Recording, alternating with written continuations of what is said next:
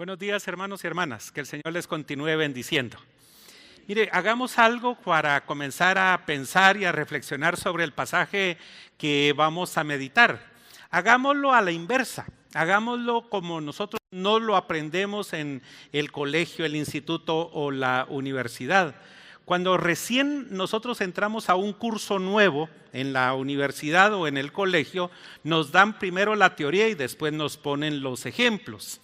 Eso es en la cultura occidental, porque normalmente la cultura occidental tiene conceptos y la cultura donde nace el Antiguo Testamento no tiene conceptos. Por eso hace 15 días doña Magda y don César Custodio creo que estuvieron acá hablando acerca de las imágenes que el pueblo hebreo tiene sobre su Dios. Y es que precisamente usted puede hablar con un judío hasta el día de hoy y el judío no tiene conceptos. A nosotros sí nos enseñan a través de conceptos. De repente alguien comienza a estudiar psicología y le dicen, mire, primero vamos a ver la palabra etimológicamente y después vamos a ver el concepto de lo que significa psicología. Así no es el mundo del Antiguo Testamento. El mundo del Antiguo Testamento tiene imágenes y yo estoy seguro que más de alguno de ustedes o la mayoría de ustedes tiene pasajes. Tiene textos de la Sagrada Escritura que se aprende, que son los que determinan su vida desde el principio al fin. Usted se va a la cama y recita de repente el Salmo 23 o alguna de las escenas de David o alguno de los proverbios. Normalmente nosotros nos identificamos con alguna parábola del Nuevo Testamento y a mí me encanta, me hace temblar en muchas ocasiones Isaías capítulo 6. Y el episodio es harto elocuente.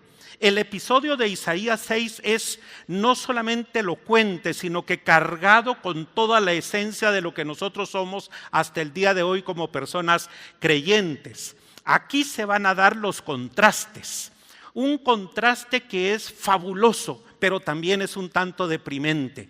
Si usted se recuerda de Isaías capítulo 6, usted se recordará que es casi un trono vacío y un trono lleno. Hay un trono vacío porque la primera frase de Isaías 6 dice en el año de la muerte del rey Usías. ¿Quién era Usías y por qué en ese momento estaba dejando el trono vacío de Judá?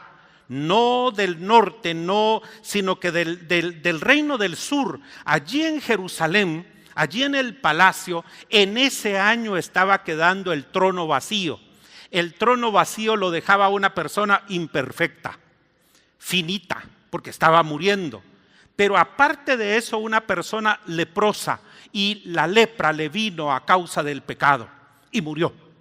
Y en ese año es cuando usted ve la narración del profeta Isaías. Y entonces el contraste es el trono que Isaías ve en ese momento. Aquel trono estaba vacío porque lo había dejado vacío nada menos que un rey leproso que había muerto en ese año. Pero ahora el trono que Isaías estaba viendo en el mismo periodo de tiempo era el trono ocupado por un personaje, por un personaje sumamente atrayente, sumamente atractivo. Es un personaje que en primer lugar no es finito como Usías, es eterno. En segundo lugar, es un personaje que no tiene asentado su trono en el palacio, sino que Isaías está viendo ese trono nada menos que en el templo de nuestro buen Señor. Y otra característica, Él es santo y los seres ardientes que orbitan a su alrededor están declarándolo de esta manera: santo, santo, santo. Ese Dios es el Dios que nosotros tenemos como el Dios que, siendo santo, nos santifica a nosotros. Pero hay algo especial. ¿Qué provoca la santidad de un Dios que se revela a Isaías en ese momento? ¿Sabe una cosa? Lo que hoy le hace falta al pueblo de Dios. El pueblo de Dios se ha vuelto soberbio en buena parte de Guatemala. Altamente soberbio, altamente engreído. Se sienten los tirantes del doctor Mazariegos. el pueblo evangélico es soberbio y pitufo, lleno de plantas. ¿Sabe a qué quieren llegar a los cultos? A sentir emociones, a salir empoderados, a salir grandes, valientes, triunfadores. Pero se les olvida la imagen tan elocuente de Isaías.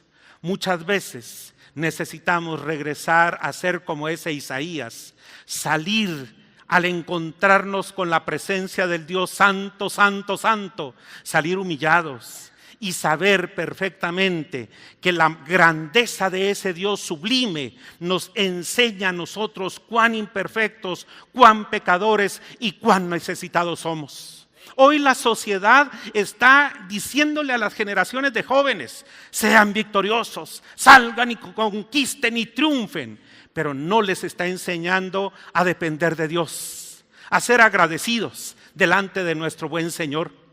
Yo he contado en algunas 2 o 3 ocasiones que hace unos 22, 23 años, cuando Dios nos permitió que nos casáramos, nosotros teníamos una mesa de 4 patas, plástica, endeble. Y como yo soy reantojadizo, la primera vez que ya pudimos hacer un bistec, entonces Vera agarraba la mesa para que yo partiera el bistec. Y cuando le tocaba a ella, entonces yo agarraba la mesa para que ella partiera su bistec. Y sabe una cosa, 23 años después, esa mesa todavía está en nuestra casa. ¿Y sabe cuál es la razón? Para enseñarle a nuestros hijos de dónde el Señor nos ha llevado de victoria en victoria y de triunfo en triunfo, para que no se le olvide, para que no se le olvide a esa generación que Dios me ha dado a ministrar, de dónde Dios nos ha traído, de dónde Dios nos ha sacado. Y cuando Isaías se presenta del Dios que lo llama y que se revela como el santo, santo, santo, Isaías solamente dice: ¡ay de mí que estoy muerto!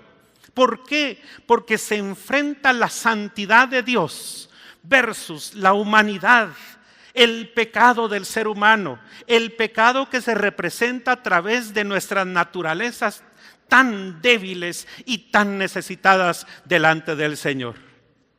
Pero si la escena se queda allí, si esa escena se queda allí, es como aquellas películas que no tienen un final feliz. Es más, este púlpito dejaría de ser evangélico si nosotros no terminamos el culto con una buena noticia, porque eso es evangelio. Eso es evangelio precisamente. Y no solamente se queda entonces la escena con un Isaías postrado delante de Dios, reconociendo su pecado, reconociendo lo finito que es, lo necesitado que es. Tiene que terminar como el plan maravilloso de nuestro buen Señor. ¿Y sabe cómo hace posible que esa escena cobre vida de nuevo?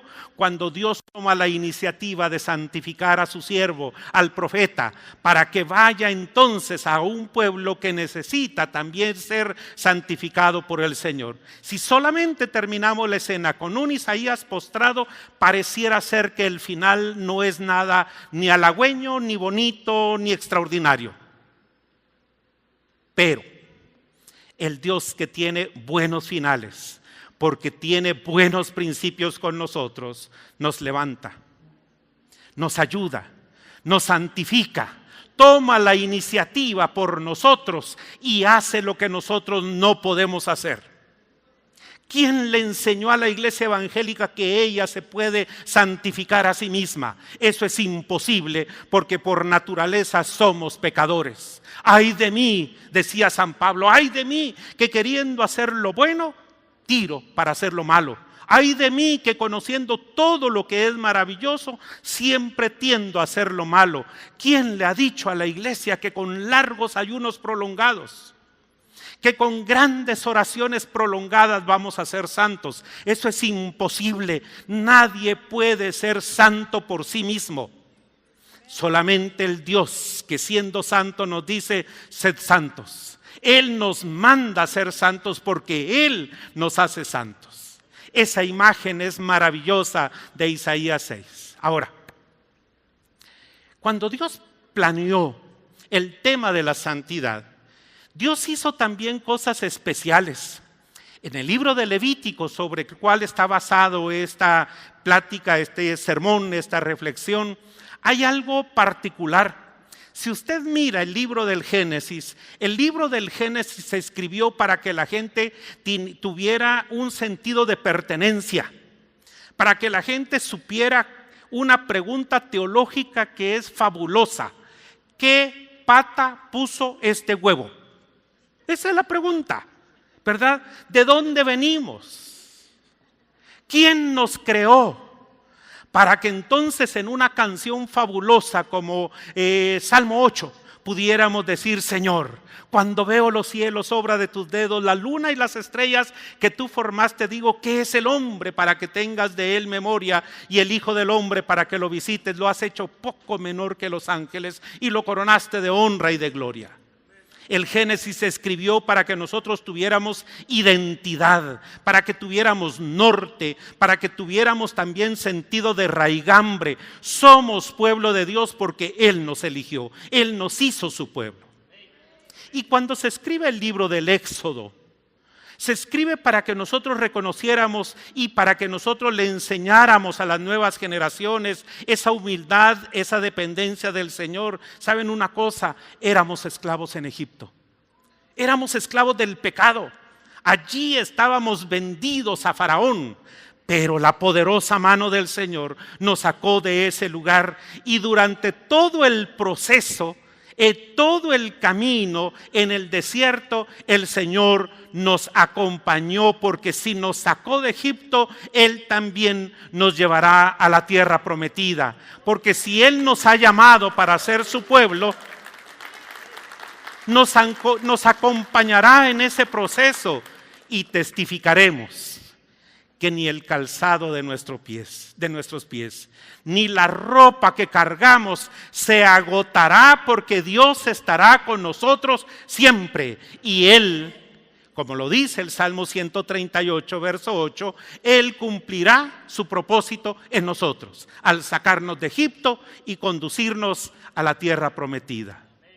Pero ¿cómo iba a ser ese pueblo al cual Dios sacó de Egipto y lo conduce a la tierra prometida? ¿Cómo iba a ser ese pueblo al cual Dios estaba llamando y santificando y que hoy se llama la iglesia?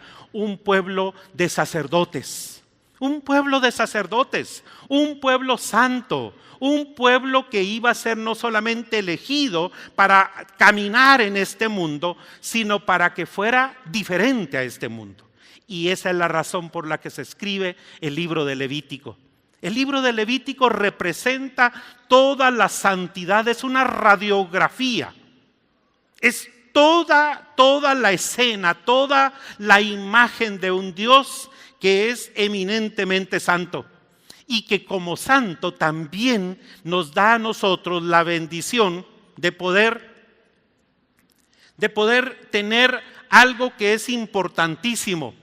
La santidad como un estilo de vida y como una identidad, como un ADN en nosotros. Permítame decirlo de esta manera. Ese pueblo que sale de Egipto es un pueblo que no tiene costumbres conforme el Dios que los llamó pretendía que pudieran tener. Ese pueblo, por el contrario, tenía costumbres como las que había visualizado en Egipto. Se comportaban como las personas allá en Egipto. Habían adquirido las costumbres de allá de Egipto. Habían agarrado no solamente la identidad de Egipto, sino que habían perdido la suya propia. Y el Señor se percata de esas situaciones y otras situaciones también complicadas de ese pueblo.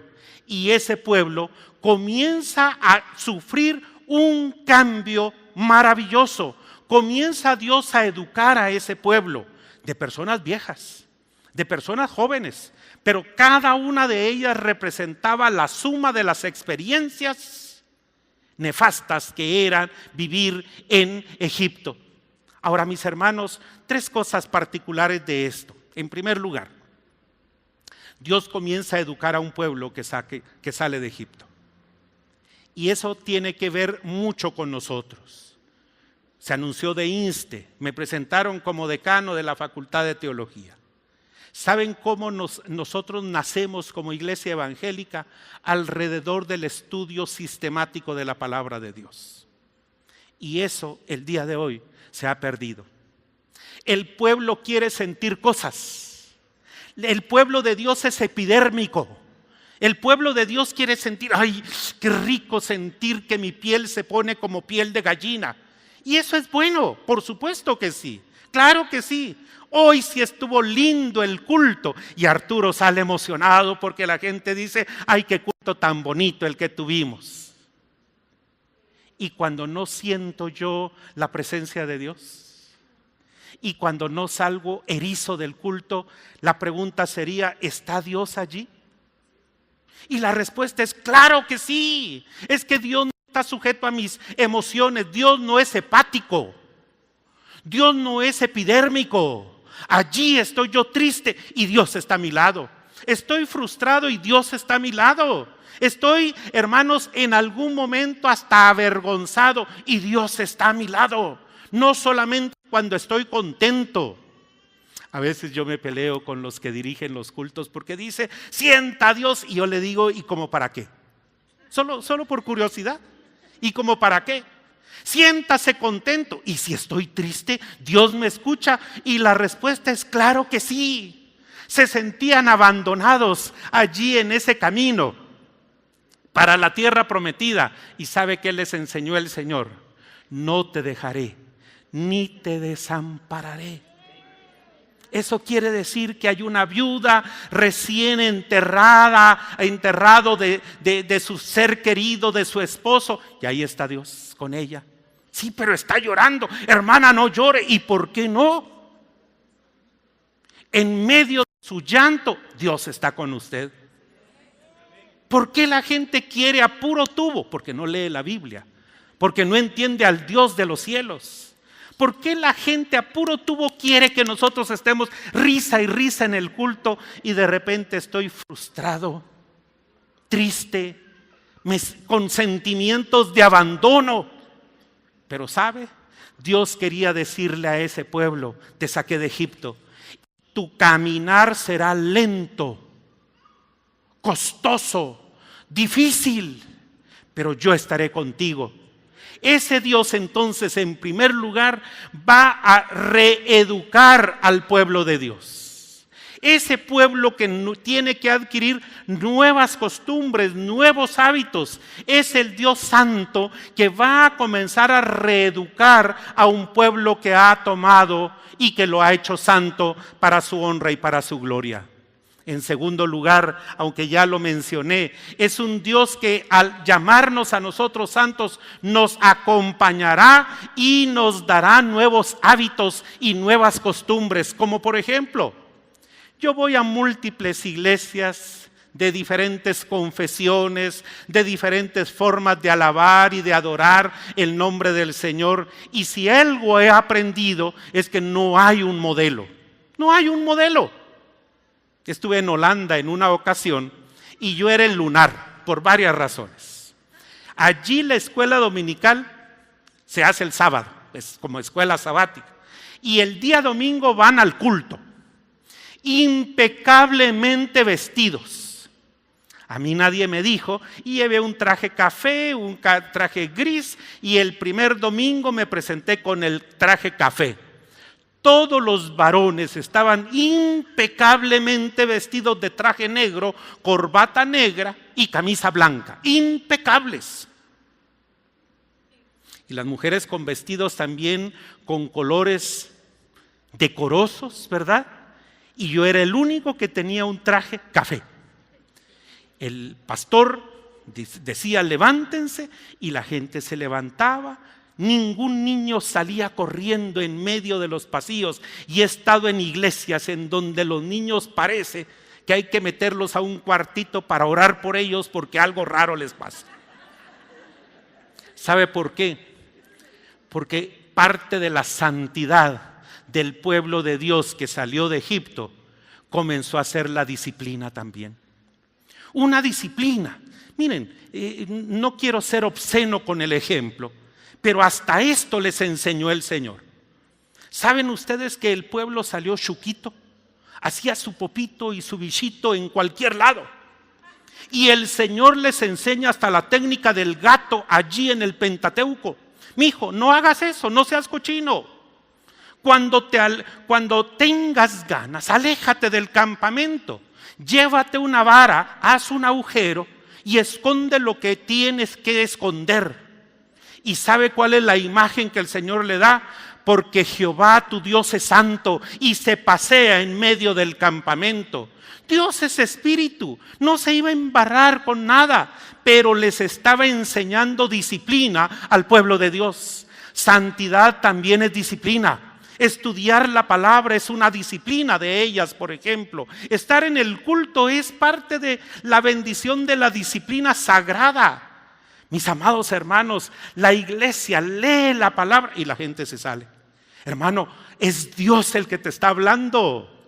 No es cualquier lectura. No es Vargas Llosa, no es Isabel Allende, que yo puedo darme la vuelta y qué me importa Isabel Allende, qué me importa Vargas Llosa. Es Dios el que nos está hablando y eso es parte de la disciplina que el pueblo del Señor iba a adquirir al salir de Egipto y ser trasladado precisamente a la tierra prometida. Formaron hábitos.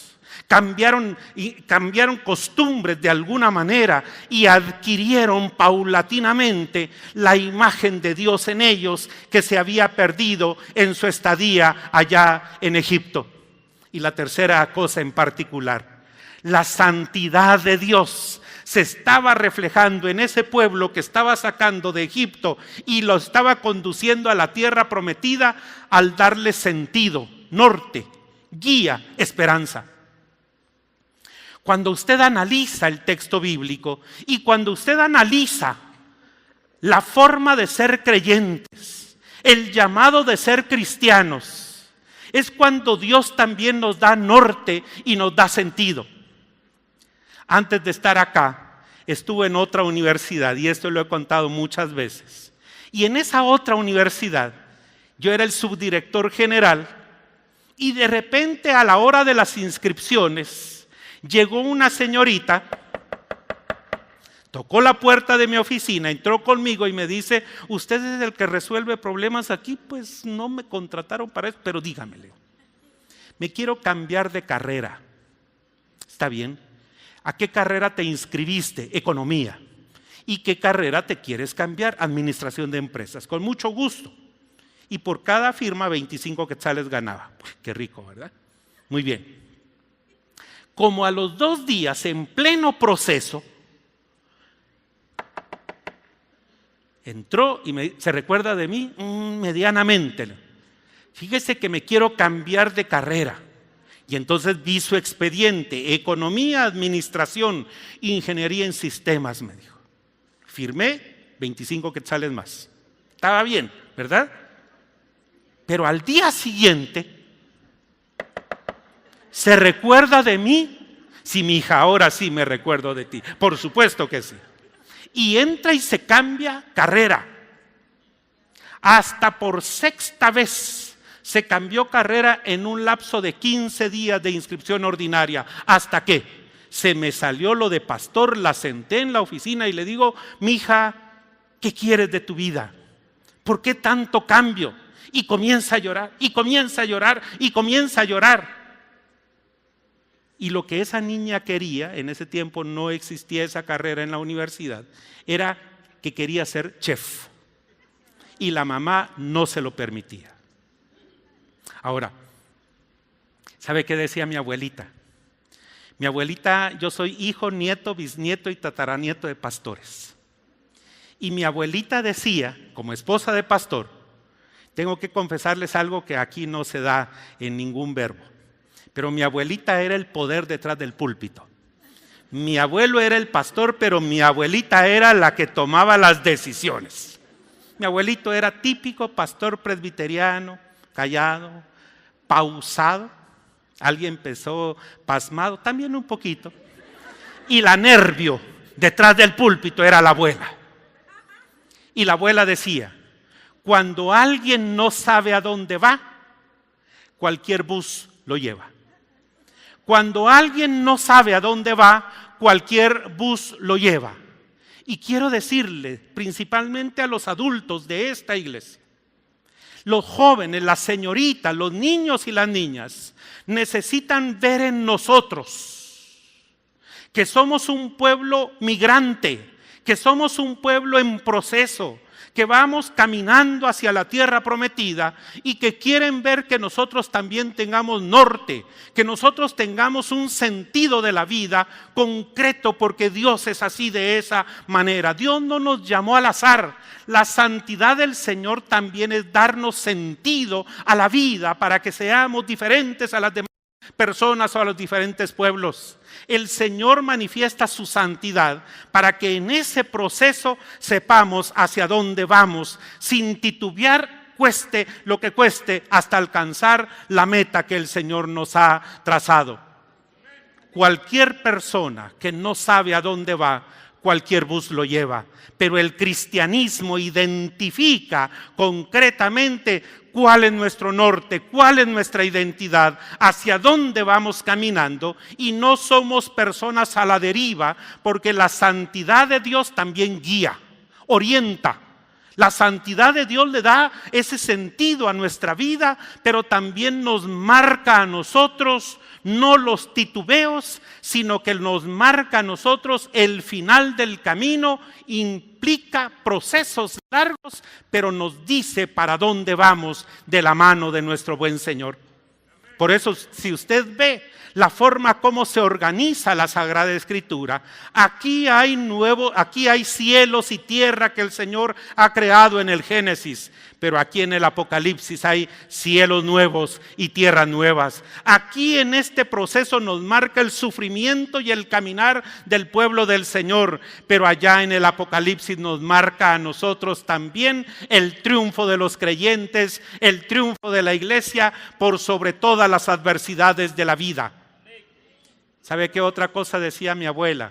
Por eso quien sabe vivir, sabe morir y esperar en el Señor.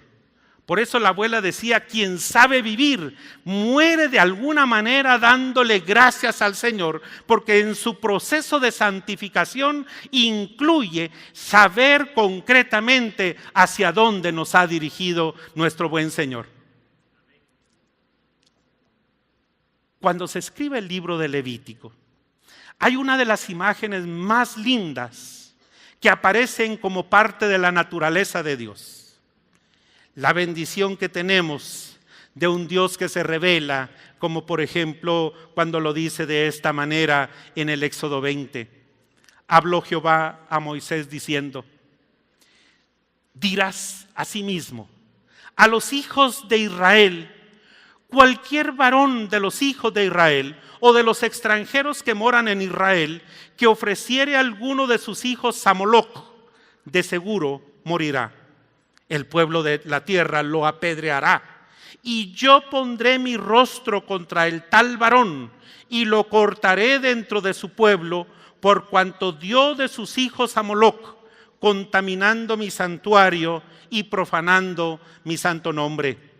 Si el pueblo de la tierra cerrare sus ojos respecto de aquel varón que hubiera dado de sus hijos a Moloc para no matarle, entonces yo pondré mi rostro contra aquel varón y contra su familia, y le cortaré de entre el pueblo con todos los que fornicaron en pos de él, prostituyéndose con Moloc. Y la persona que atendiere a encantadores o adivinos para prostituirse tras de ellos, yo pondré mi rostro contra la tal persona y la cortaré de entre su pueblo. Santificaos pues y sed santos, porque yo Jehová soy vuestro Dios. Y guardad mis estatutos y ponedlos por obra, yo Jehová que os santifico. Todo hombre que maldijere a su padre o a su madre, de cierto morirá. O a su padre y a su madre maldigo, su sangre será sobre él. Una cosa en particular es que Dios no se hace santo. ¿Quién de nosotros creería que Dios se hace santo? Dios es santo en esencia y naturaleza. Saquen la analogía. Así soy yo, así es usted. Usted no se hace santo, usted no se hace santa. Usted ya es santo y usted ya es santa para la gloria de Dios. Lo voy a repetir.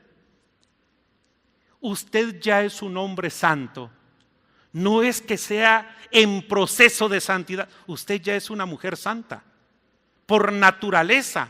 Así como Dios ya es santo, usted también ha sido santificado, no por ningún mérito alguno, sino porque Dios lo eligió para que sea santo.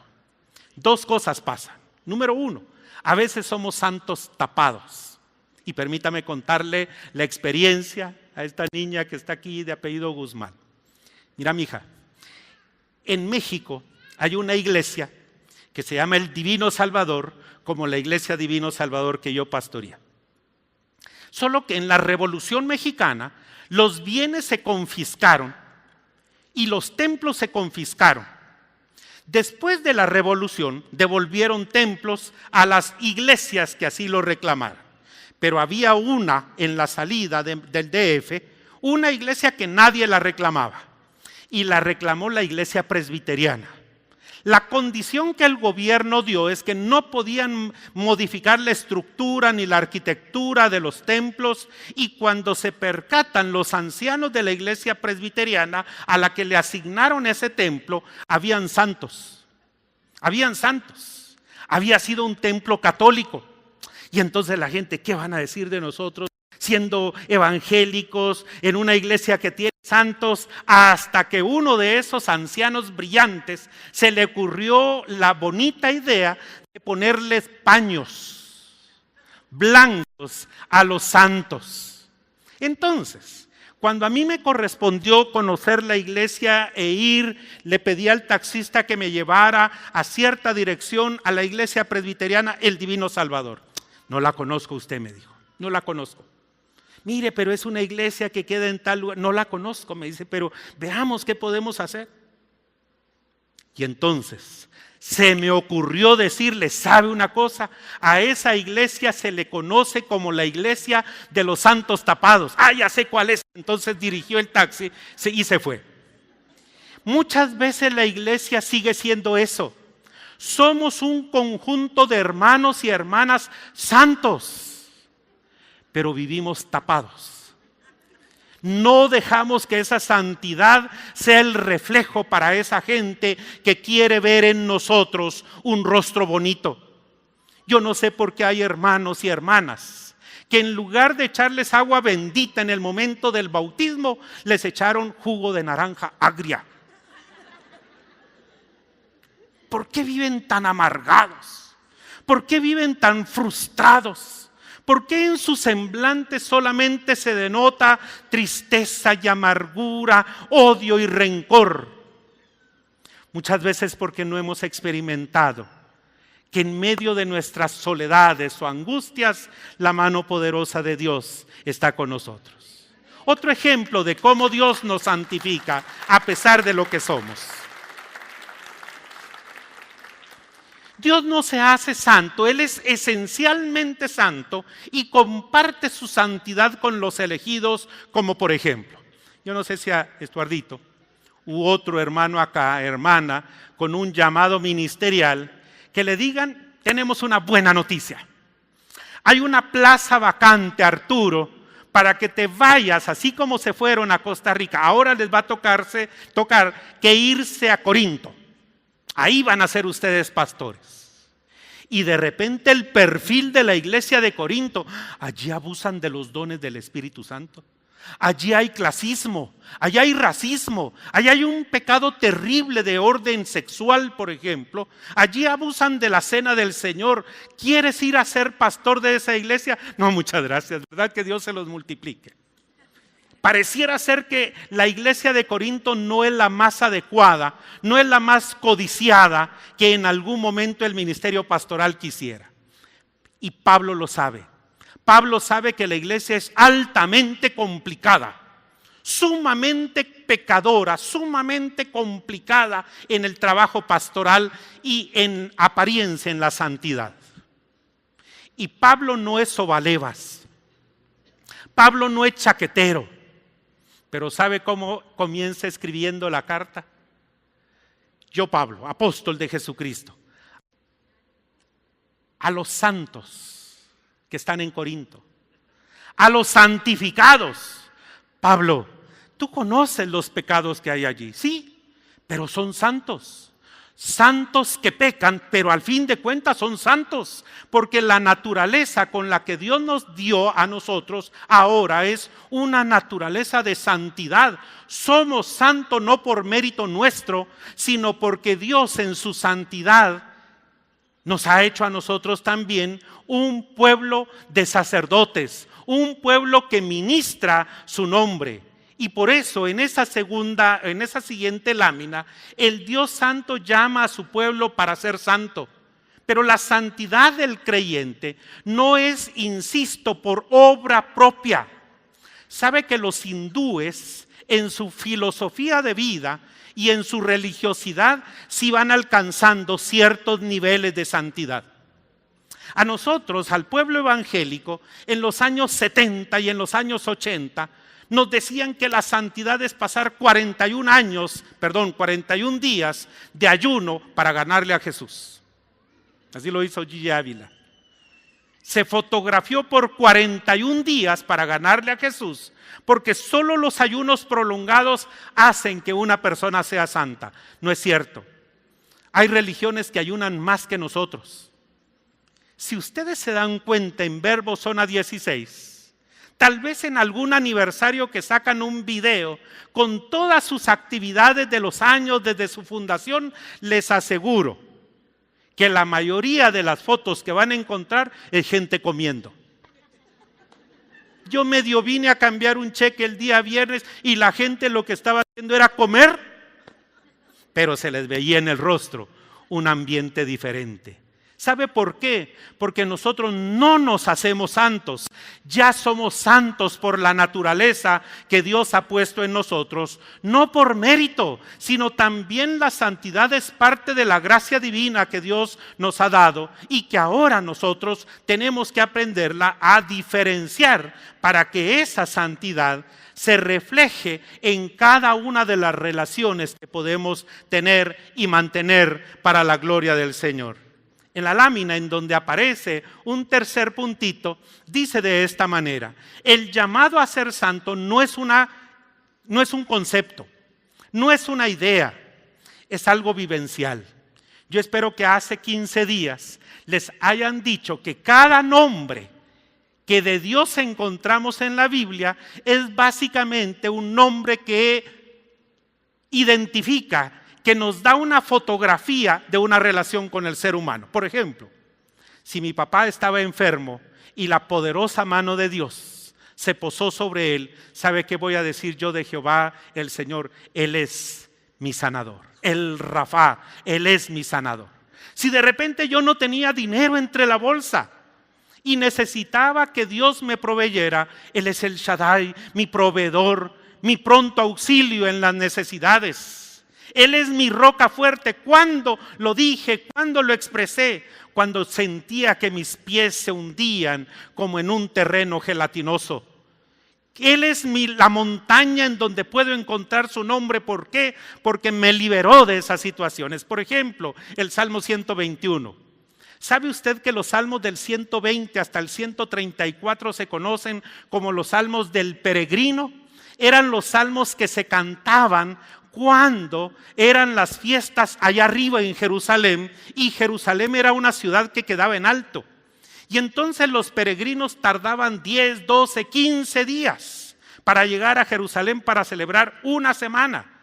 No eran 4 personas porque habían muchos ladrones. Tenían que esperarse como una congregación completa como ustedes. Se esperaban en un lugar específico y ya en ese lugar comenzaban la marcha, así como aquella marcha que llegó con José, María y Jesús, y que Jesús pasó más de 3 días perdido, se recuerda, con los peregrinos que habían llegado a Jerusalén.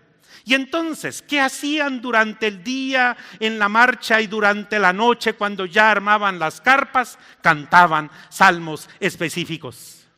Y los salmos del peregrino del 120 al 134 se cantaban como por ejemplo en la fiesta del Pentecostés, que ya dentro de unos días será. En la fiesta de los tabernáculos se sentaban todos los ancianos a contar las experiencias de Yahvé. Y entonces le enseñaban a los jóvenes a cantar y adorar el nombre del Señor. Y el Salmo 121 era uno de ellos. Y entonces decían de esta manera: alzaré mis ojos a los montes. ¿Sabe qué identificaba? Haga una pausa ahí. Alzaré mis ojos a los montes. Haga la pausa. Allí están los ladrones que nos están esperando. Porque así como los judíos tenían su ciclo para ir a Jerusalén, también los ladrones los estaban esperando. Y entonces ellos decían: alzaré mis ojos a los montes. Allí están los ladrones. Allí nos están esperando. ¿Y qué sigue de ese salmo? ¿De dónde vendrá mi socorro ante esos maleantes, esos malandrines que nos están esperando para asaltarnos? Mi socorro viene de Jehová, que hizo los cielos y la tierra. Era una declaración de un pueblo que sabía vivir de la mano del Dios que les daba diferentes y múltiples experiencias. Y el Dios que santifica es un Dios que va a darnos imágenes de la fidelidad en el santuario. Imágenes de un Dios a través de su palabra. ¿Sabe? Les puedo dejar una tarea a ustedes. Como soy profesor, ¿verdad? Normalmente dejo tareas.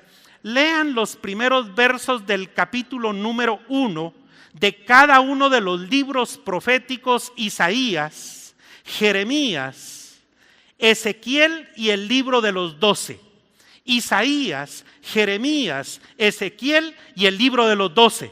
Y se van a dar cuenta, el libro de los 12 son los 12 profetas menores, y se darán cuenta que la forma como inicia cada uno de esos libros es esto: palabra del Señor que vino al profeta, o visiones que vinieron al profeta. Palabras y visiones son los que van a iniciar en cada uno de esos libros. Quite Lamentaciones, quite Daniel, y usted verá que los libros que son eminentemente proféticos inician de esa manera. Y usted se dará cuenta de algo. Dios nos dice que cuando nos revela su palabra es un acto de santidad de un Dios que se desvela, de un Dios que se quita ese velo que antes lo cubría para que hoy nosotros lo conozcamos en la vida de Jesucristo y en la palabra revelada que tenemos a través del texto.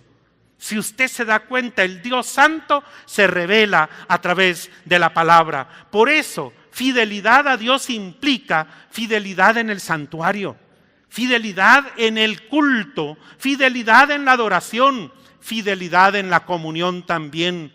Yo soy santo en la medida también que veo aquí a mi lado a personas dignas de ser de mi consideración y de mi misericordia. ¿Sabe qué quiere decir eso? Que parte de la comunión es la tolerancia que podemos tener. Parte de la comunión no es ver el chusmero que tenemos al lado y por eso buscamos una iglesia adecuada para nuestros niveles socioeconómicos. Esa es una de las peores groserías que puede haber hoy en el mundo evangélico. Iglesias para ricos en donde nosotros nos sintamos diferentes de todo el chusmero que me acompañaba en aquella iglesia de donde me salí. Ese es una horror, no sé si la palabra existe, pero es un horror terrible en el pueblo de Dios. La comunión es parte de la santidad que se puede ver cuando tolero que las personas que están a mi lado son diferentes. ¿Y sabe qué comprendo?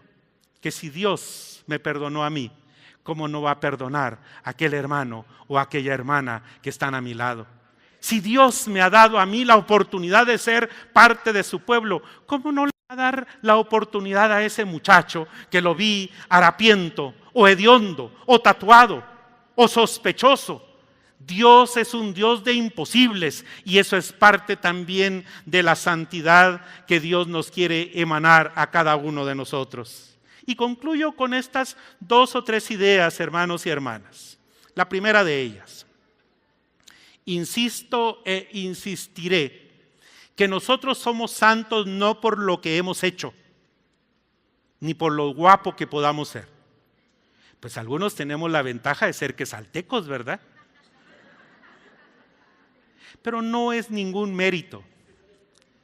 No es ningún mérito.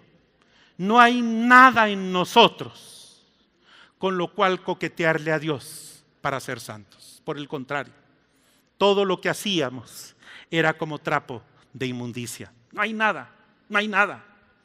Ni formas de hablar, ni formas de comportarnos, ni formas de hacer ejercicios espirituales, como decía San Agustín. No hay nada que nosotros podamos hacer para coquetearle a Dios.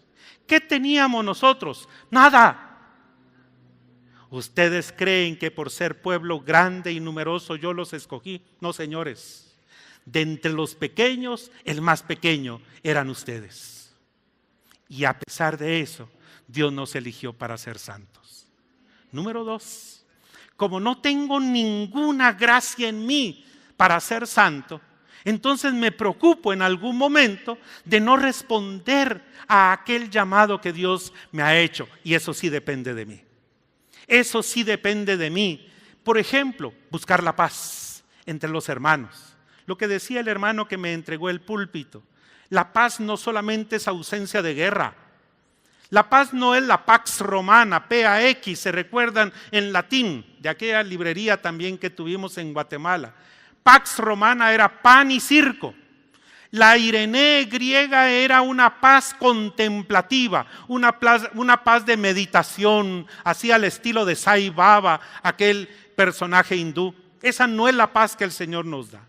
La paz que Dios nos da es esa paz que trasciende las relaciones, que trasciende en algún momento nuestra vida, y a pesar de que estemos complicados en nuestras vidas, podemos decir, pero Dios está a nuestro lado. Eso también es parte de la santidad, de saber vivir para la gloria de Dios.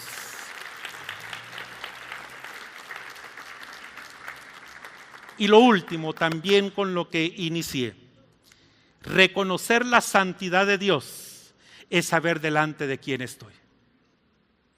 Hoy muchas personas, jóvenes, niños, se les enseña prácticamente a levantar el dedo y decirle, Señor, o me das o me das. Como en el reciente fallecimiento de Julito Melgar. No vamos a aceptar un no tuyo, Dios, le dijo una fulana. Y uno puede decir, ¿quién es el soberano? ¿Yo o Dios? Yo puedo hacer cualquier tipo de declaración que yo no sé de dónde se la sacaron. No es bíblico. Yo declaro y decreto bendiciones para mi vida y el Señor solamente me dice, niño chevo. ¿Se recuerdan de esa palabra? Vale la pena decírselo a los jóvenes otra vez. Niño chevo. ¿Quién te enseñó a ti a declarar cosas cuando yo he prometido estar contigo? No es lo que declares, es mi palabra y mi compromiso sobre ti. Y yo no me mudo, dice el Señor. Hoy la gente quiere declarar y atar y desatar y un montón de cosas, dándoles la ínfula. Señor, declaro, decreto que tú me tienes que bendecir. Y el Señor le dice, ¿tú le enseñarás a tu tata a ser hijo? Mi abuelo tuvo 12 hijos. Y cuando decían en el pueblo que cuando el abuelo ponía el pantalón en la cama, la abuela ya estaba embarazada. Así de productivo era el abuelo. Y cuando uno le contradecía al abuelo, le decía el abuelo a uno, ¿y vos le vas a enseñar a tu tata a ser hijos? Job 39 y 40, ¿le enseñarás tú a Dios cómo ser Dios? Señor, yo declaro que tiene que ser sano porque así lo exigimos. ¿Le enseñarás tú a Dios cómo ser Dios? Job 39 y 40, cíñete los lomos, dice la versión 60, Dios hablándole a Job. ¿Le enseñarás tú a Dios cómo ser Dios? ¿Dónde estabas tú cuando yo hacía el Orión? ¿Dónde estabas tú cuando yo separaba las aguas de la tierra? Dime, tú que declaras, tú que decretas, ¿le enseñarás a Dios cómo Dios debe ser soberano? La soberanía y la santidad de Dios también están en el reconocimiento. Señor, pasa de mí esta copa, pero no se haga conforme yo diga, sino conforme tu voluntad. Yo creo que la gente hoy, cuando se encuentra con el Dios Santo y reconoce que Dios no solamente es santo, maravilloso, sabio, inteligente y soberano, hará con nosotros conforme su gracia y todo será bueno y bueno en gran manera. Ese es el Dios Santo con el que se encuentra Isaías en aquel lugar en donde los serafines cantaban: Santo, Santo, Santo, Jehová de los ejércitos. El Señor sigue siendo santo y nos ha hecho santos a nosotros, hermanos y hermanas en Cristo Jesús. Que Dios les bendiga, que Dios esté con ustedes, que Dios les santifique continuamente como parte de esa vida que les ha dado a través de su Santo Espíritu, y que Dios nos dé a nosotros la oportunidad de reflejar esas cosas lindas que se llaman la presencia divina del buen Señor. Que Dios esté a su lado siempre. Amén.